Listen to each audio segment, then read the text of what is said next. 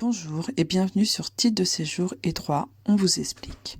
Avec 13 ans d'expérience et de formation dans l'accompagnement des personnes étrangères en France, je vous propose des explications simples sur les titres de séjour et leur renouvellement, les régularisations, les refus et les recours, les changements de titre de séjour, la naturalisation, mais aussi des explications sur l'ANEF, l'OFII, l'examen civique, le contrat d'intégration républicaine et les nouvelles lois.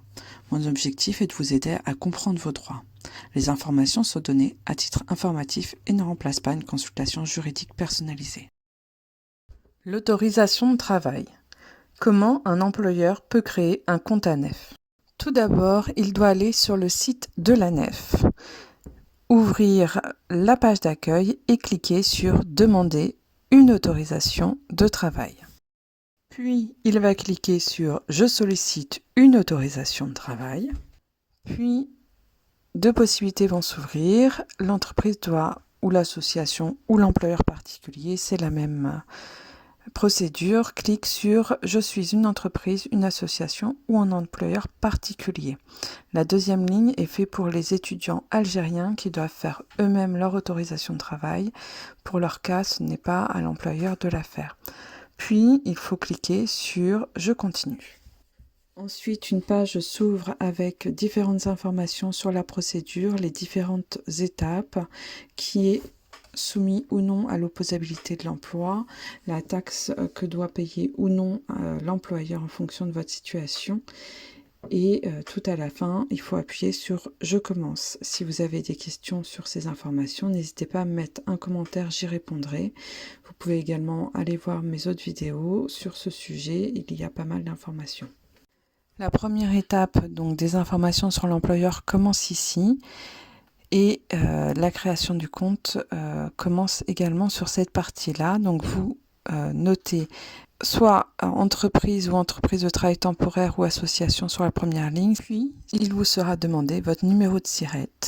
Une fois noté, les informations sur votre entreprise vont apparaître, il faudra les vérifier. Si vous êtes un employeur particulier, par exemple, si vous embauchez une personne dans le cadre de garde de vos enfants, vous cliquez sur « Employeur particulier ».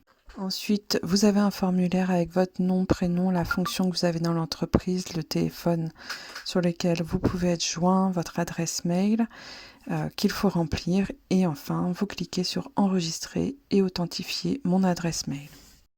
Suite à la validation de votre adresse mail précédemment, vous allez recevoir sur l'adresse mail indiquée un code. Ce code, c'est souvent des petits caractères spécifiques, donc vous pouvez faire un copier-coller, en général ça marche, sinon il faut recopier chaque caractère, et puis après vous appuyez sur « Continuer ». Voilà, le compte employeur est ainsi créé. Petit rappel sur qui peut faire la demande. Le Code du travail précise que c'est l'employeur. Il peut également demander à une personne habilitée par un mandat écrit de le faire. Certaines entreprises demandent au salarié étranger lui-même de le faire. Certains instructeurs refusent cette pratique, considérant que ça ne peut pas être la personne étrangère pour qui est demandé l'autorisation de travail qui peut être mandatée. D'autres instructeurs l'accordent. En général, ce sont plutôt les services juridiques ou les comptables des entreprises qui font cette démarche. Voilà, nous avons vu comment créer un compte ANEF employeur au vu de faire une demande d'autorisation de travail. Si vous avez des questions, n'hésitez pas à me mettre des commentaires. Si vous avez aimé et que cette vidéo vous a aidé, abonnez-vous et likez. Merci, bonne journée.